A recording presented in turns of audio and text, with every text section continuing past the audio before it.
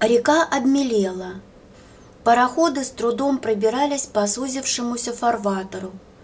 Бакинщикам по нескольку раз в день приходилось замерять уровень воды на перекатах, и песчаная коса уже давно уперлась своим острием в Комариный остров.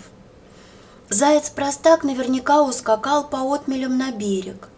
Смолину больше не доводилось его увидеть, а на оголившихся влажных песках, покрытых илом, теперь каждое утро собиралось огромное количество ворон. Они то сидели нахохленно, неподвижно, то медленно, в перевалочку, разгуливали по лужам, и лишь к вечеру, сбившись в голдящую стаю, поднимались и улетали куда-то на ночлег. «Что им там надо?» – недоумевала Лена. Она вновь навестила Смолина. «Там у них столовая». «Столовая?» Теперь, разговаривая со Смолиным, Лена все время была настороже. Не разыгрывает ли он меня опять? «Да, или пункт питания, назовите как угодно». Сегодня у Смолина с Кукана сошел приличный жерех, предназначенный Таисе Даниловне. Перетер шпагат о колышек или перебил ударом хвоста. Смолин огорченно разглядывал обрыв, сетуя, что не посадил рыбину на леску. «Вода в реке убывает», — продолжал он. «На отмелях остаются ракушки, которые не успели уйти на глубину. Вот вороны и лакомятся ими. Наверное, чертовски вкусное блюдо. Не зря же часами ждут, когда ракушки задохнутся от жары и раскроются». «Так вот чего они ждут». «Да, их трудно расклевать. Самые нетерпеливые вороны, видите, тычут носами. Но я не уверен, что у них что-нибудь получится». «Ах, негодяйки! А ну, убирайтесь отсюда! Кыш, кыш!» Лена побежала к острову, спугивая ворон, и за нею с громким лаем бросился Черныш. Она хлопала в ладоши, швыряла палками, мокрым песком, но птицы ее не страшились. Лениво поднявшись в воздух, отлетали на несколько метров и садились поблизости. «Прочь отсюда! Прочь!» Выклеванных раковин было великое множество. Они отсвечивали перламутром. Тонкие части створок у некоторых были раздроблены клювами птиц. Но еще больше было уцелевших ракушек, только сегодня оказавшихся без воды, и они, медлительные, неуклюжие, передвигались во всех направлениях, ища реку или хотя бы лужицу. Весь песок был испещрен ими, а солнце калило нещадно, влага испарялась, и ракушки, обессилевшие, задыхающиеся, вдруг сами раскрывали плотные створки, преподнося, как на блюдцах, свое нежное розовое мясо ненасытным воронам. Лена подбирала и забрасывала ракушки далеко в реку, но их было такое количество, что спасти всех было невозможно. К тому же река продолжала мелеть. «Оставьте вы это занятие», – посоветовал Смолин. «В природе совершаются определенные циклы, и, очевидно, нынешним летом ракушек развелось так много, что какая-то их часть должна попасть в желудки этим тварям». «Нет», – упорствовала Лена, – «я с вами не согласна. Когда я вижу, как чайка пикирует на воду и выхватывает живую рыбешку, меня это не бесит. Она охотится, она проявляет ловкость. А эти и крылом даже не шевельнут. В природе засуха, трагедия, бедствие. Они сидят и ждут, чтобы набить себе брюхо этими несчастными, попавшими в беду существами». И Лена снова гоняла птиц.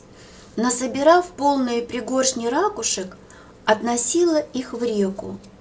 Она пыталась подключить к этому занятию и Петю с Аней, и Славу с Альбертом Кирилловичем, зачастившим сюда.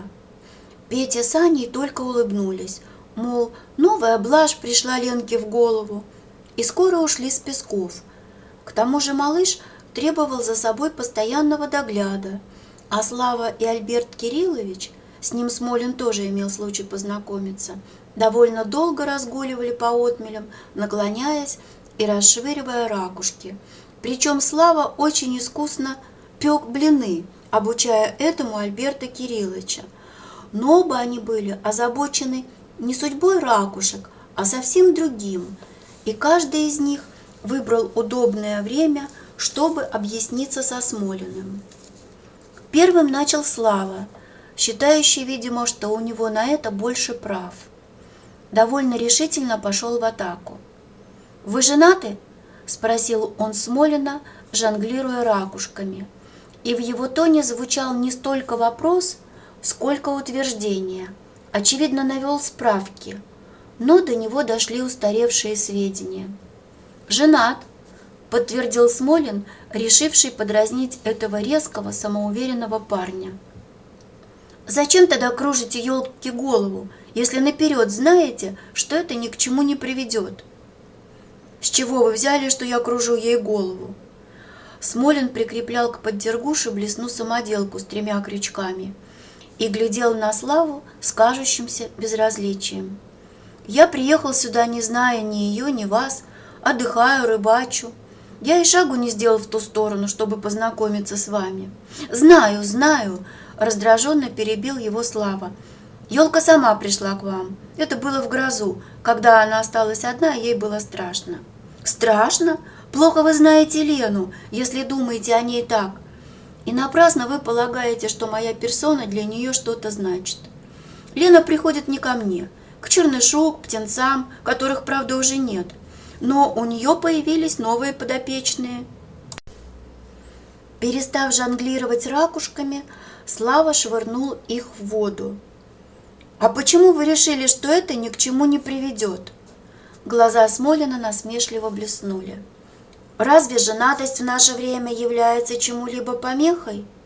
«Вы наглец!» — вскричал Слава, сжав кулаки. «И я набью вам морду!» «Ого! Вот вам и ого! У вас есть в этом опыт? Некоторый. Учтите, поставить драку перед телекамерой и провести ее в жизни – это вещи разные. Если хотите убедиться, то идемте». «Куда?» «Я найду куда». Смолина разбирал смех. «Мне нужно отремонтировать блесну». «Трус!» К ним подбежала Лена, заметившая напряженную позу, в которой стоял Слава, и решившая, что тут идет крупный разговор. Возможно, из-за нее. «Вы о чем?» – спросила она настороженно.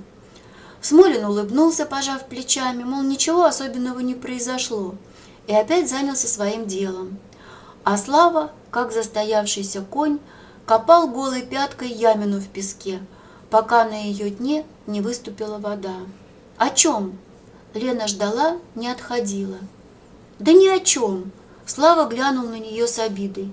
Очевидно, только теперь он понял, что если кто и виноват в создавшейся ситуации, так это она, Лена.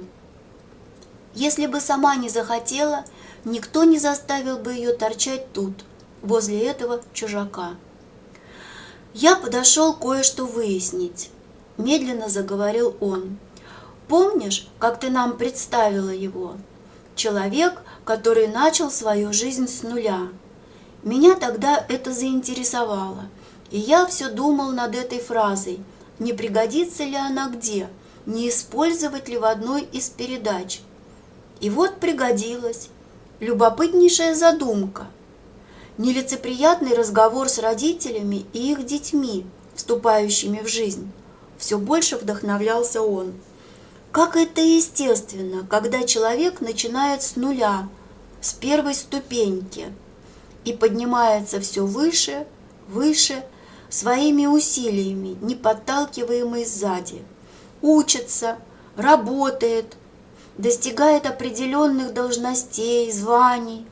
А бывает и по-другому, когда папа, этакий мощный ракетоносец, уже набравший изрядную высоту, поднимает своего юнца или юницу на такую орбиту, куда им самим ни за что бы не подняться.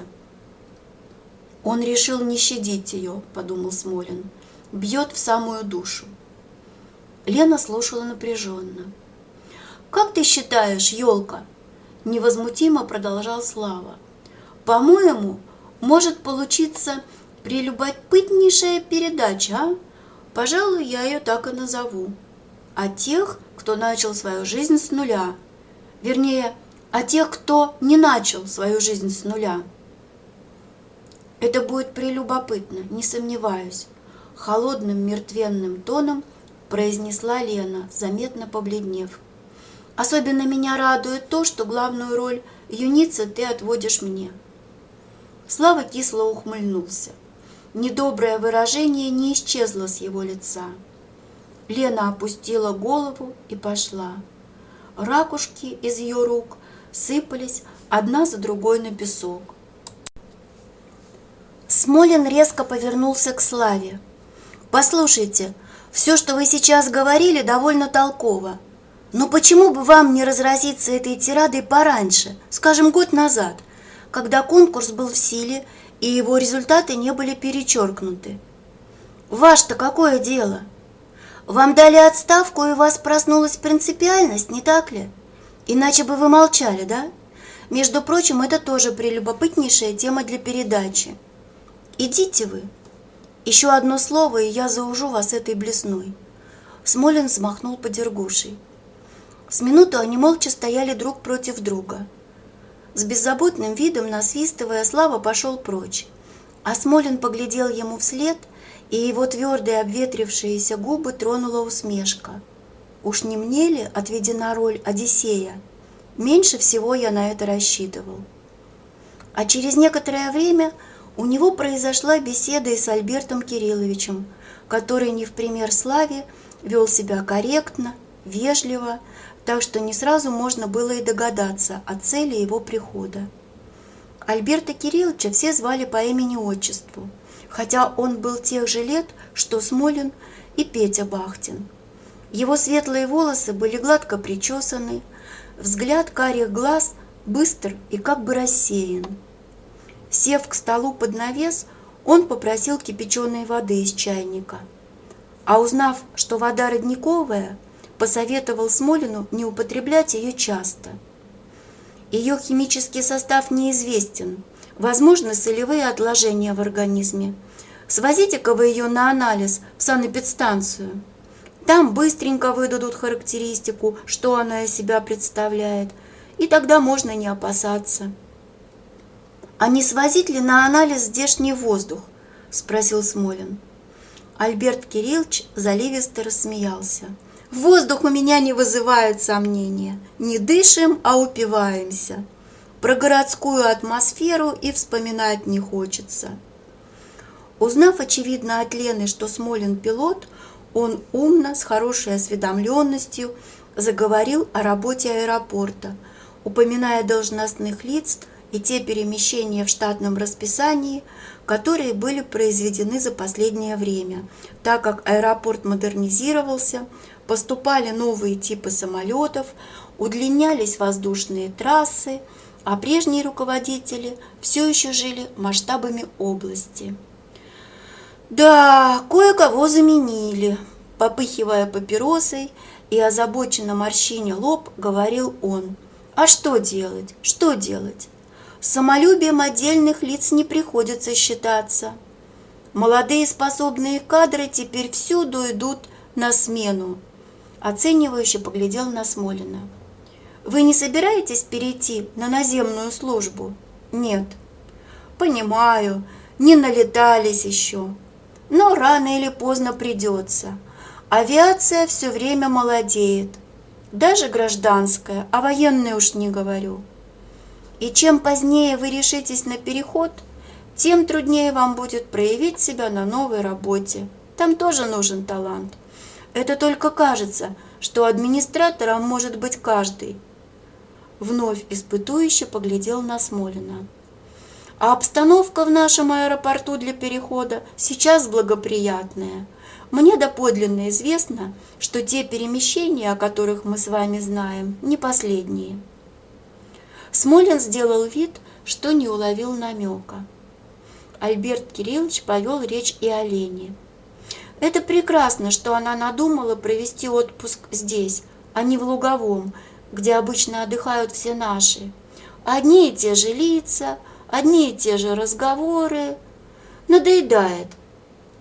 Ну, а вы для нее просто находка, своего рода кожаный чулок. Надеюсь, это сравнение не показалось вам обидным? Лена так много узнала нового о реке, рыбах, зверюшках и вообще чудесно провела время. Я даже не представляю, что бы она делала тут без вас. Сбежала бы на следующий же день. И получалось, что в отношениях Смолина и Лены Альберт Кириллович отводил Смолину довольно определенную роль.